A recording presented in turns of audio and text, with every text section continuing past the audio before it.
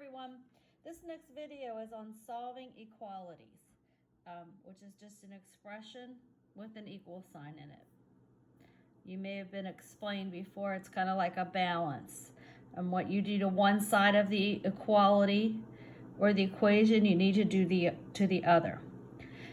These equations have variables in them, which are just random letters. And you're going to need this skill to solve your arithmetic sequences and your geometric sequences.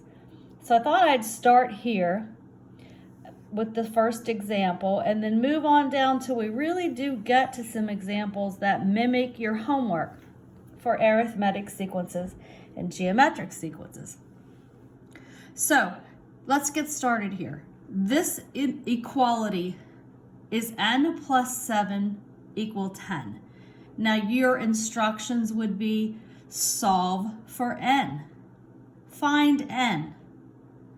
All right, the way to go about this, I always circle what I want to find. And by the way, these letters mean nothing. They stand for a random number that you're trying to solve. They can be any number, any letter in the alphabet, the Greek alphabet. So don't let the letters scare you or give you any anxiety. I happen to use N's through here, but no, there's some T's and R's. But regardless, you would be asked to solve for N or solve for T in this equation here. Okay, so let's get started. We need to get N by itself. We need this to look like N equal. So what needs to happen here to get N by itself? We have to sort of peel everything away from N. In the first example, we need to get rid of this 7. The way to get rid of this 7 is if we subtract 7 from this side of the equality, it'll go away. 7 minus 7 is 0. But what you do to one side, you need to do to the other. Okay, so let's go to the next step. We recopy our n here, but the 7's are gone. They subtracted out. We recopy the equal sign, and then 10 minus 7 is 3. And you have now successfully solved your equality, n equal 3. And you can check your answer. That's nice about these. Put 3 in for n, and let's check. Does 3 plus 7 equal 10? Yay. We got that right. Okay, let's move on to the next one. A little bit more difficult. I still used n. Solve for n. We got to get n by itself. We needed this equation to look like n equals something. Okay, so we need to start peeling things away from that n and to get it all by itself. Now, the PEMDAS video should have helped with what comes first and what's attached. These two are attached like magnets. We've got to get rid of this 2 first. We need to move the 2 to the other side. And the way to accomplish that is because this is a minus 2, if we add 2, negative 2 plus 2 is 0. They go away. That's what we want. But we have to do that over here as well. Okay, what happens? You have 3n. I wish I would have made this different so I could have gone underneath here, but maybe I can make you another video as well. Okay, so 3n, the 2's are gone now. And we have on this side the 7 plus 2. And I'll go ahead and I won't skip a step here. So we have 3n equal 9. All right, we still have not gotten the 3 of the n by itself. Circle it again. We've got to get rid of that 3. We need to peel that 3 away. How do we peel that one away? This is attached by multiplication. You could have a multiply sign in here. You might see a dot for multiplication. You might see a star like this for multiplication. That's 3 times n equal 9. In order to get rid of this 3, we need to divide by 3. What we do to one side, we do to the other. So 3 divided by 3 is 1. You really have here, and I'm not going to skip a step, I'm going to write 1n, or 1 times n, or 1 dot n. You don't need to write that. I just wrote that for this example. Equal, and your 9 divided by 3 is 3. And the 1 is, you don't need to write. So n equal 3. All right, let's go to the third example here. I did put a times sign here, or it could be a star, or it could be a dot, but we've got a situation with parentheses, and we need to get n by itself. Now, these two examples look like the problems in your arithmetic sequences. This was your A sub n. That's how it's spoken. A-N or A sub n.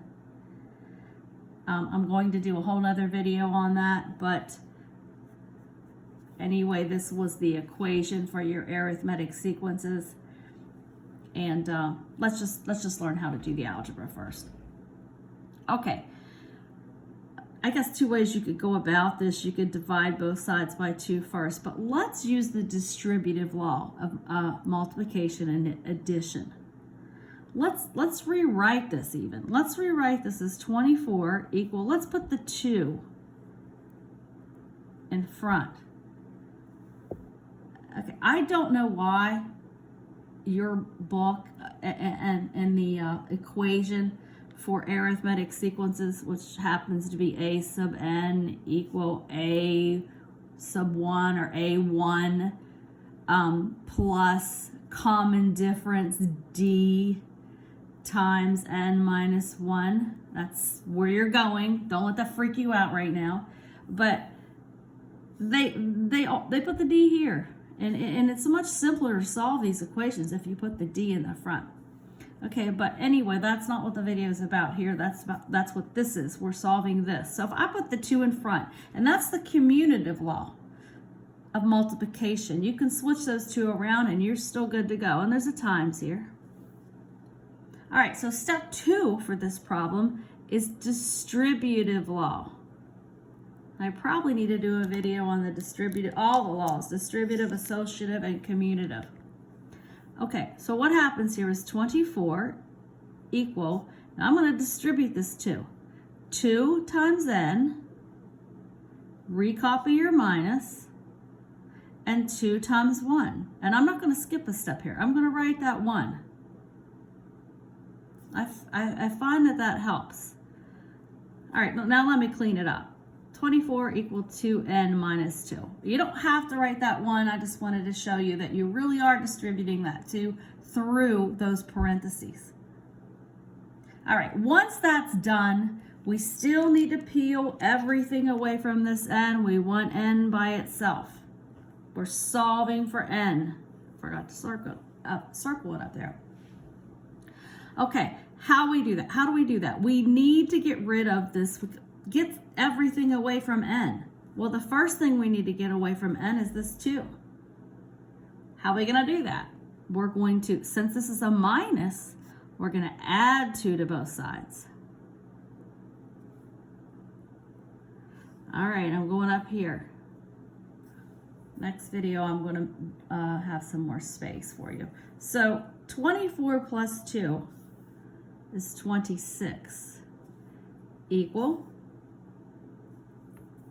We have our 2 times n, 2n, or 2 times n, or 2 dot n. Oops. We have our minus sign. And these went away. That's what we wanted to happen. This was a negative 2. This was a minus 2. So we needed to add 2. And when we added 2 to this side, we add 2 to this side. Okay, so this is 0 now, which you don't even really need to write. Okay, now we need n by itself still. We got to peel that 2 away. This is 2 times n, so in order to get rid of that, we need to divide both sides by 2. Okay, so 26 divided by 2 is 13. And those 2 divided by 2 is 1. 1n, which we don't have to write the 1. 13 equal n. So now you found the number that works in this equation. And I had the minus, the parentheses there. That will work here. And let's see if it does work. Let's check. 24. Does that equal 13 minus 1 times 2? Yep. 24 equal 12 times 2. All right, so we got the right answer. All right, so this is what you're going to run into with your arithmetic sequences. And looky here, this one is all discombobulated is a word I like to use. Let's cross that out, move it somewhere else. Let's move it down here. 36 equal 3t minus 1. Solve for t. All right, so we've got to solve for t. This is exactly like the problem we just did. This is what you're going to see in arithmetic sequences. We've got to solve for t. Got to get that guy by itself. Use the distributive law. 36 equal 3 times t. Recopy the minus. 3 times 1. All right, so I'm sorry, this is small. 36 equal 3t minus 3. Okay, t by itself. So, oops, there's the car sickness again. I think I need a new document camera. Let's go over here. I'll recopy that. 36 equal 3t minus 3. All right, we still need t by itself. We've got to peel all these numbers away from t until it is all by itself. I don't care if it's on the right-hand side of the equality or on the left-hand side. It's still by itself. We got to deal with that -3. These are attached. These are strongly attached. So let's get rid of this 3 since it's a -3 by adding 3. What you do to one side, you need to do to the other. Okay, 36 plus 3 is 39 equal, I'm recopying this 3t, and then this goes away. And that's what you wanted. That's you reached your goal. You had a -3, you add 3. It goes away. Okay, now you can kind of see the end. You've got 3 times t. There's a times in there. We've got to get t alone. We've got to get rid of this 3 here. The way that's accomplished is dividing both sides by 3. All right, 39 divided by 3 is 13. We copy the equal. And 3 divided by 3 is 1t. And like I said, you don't need to write the 1. Your answer is t is 13. Okay, and let's see if that's right. 13 minus 1 is 12. 12 times 3 is 36. So we checked, and we got that right. All right, I want to do quickly these two, and then I will do another video on your geometric sequences. These are equations that you're going to encounter in the last section, the geometric sequences. And once again, I hope you can appreciate showing me all your work when you do these quizzes. They are timed. I don't like them timed. I think it causes anxiety. Nonetheless, write everything down so I can see your mistakes and you can get some partial credit. All right, these geometric sequences, we want to get R by itself or T or N or whatever letter they chose to use. And the formula, which is AN equal R to the N minus 1. All right, don't get upset about that. You'll see that as you go through the instruction. Okay, so let's just not even look at that right now. We need R by itself. Okay, first thing we need to do, get rid of the 4 and get R squared by itself. So let's divide both sides by 4. We end up with 25 equal 4 divided by 4 is 1, which you don't need to write, times R squared. So we really have 25 equal R squared. Okay, what do? How do we get R by itself? In a situation like this, you need to take the square root of both sides. Okay, I realize this could be coming at you out of left field. This is new software we're working with this semester, and we didn't need to solve for R, but this time it's not that big of a deal. Get R by itself by taking the square root of both sides. If you take the square root of something that's squared, you get that something back. Okay, so square root of 25 is 5. If you don't know your times tables, just plug it in your calculator. And the square root of R squared, which is just R times R, is R.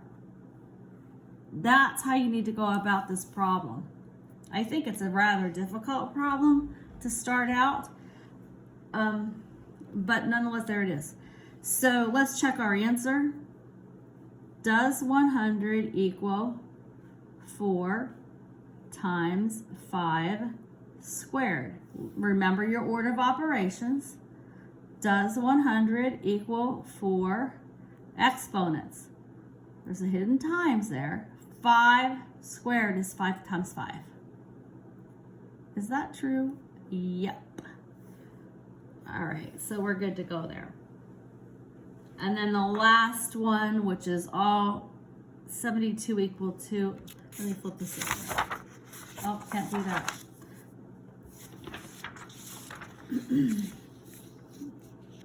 All right, this is a whole 72 equal, there we go, 2t to the 4 minus 2. That's my last example. This looks like something you're going to see in geometric sequences.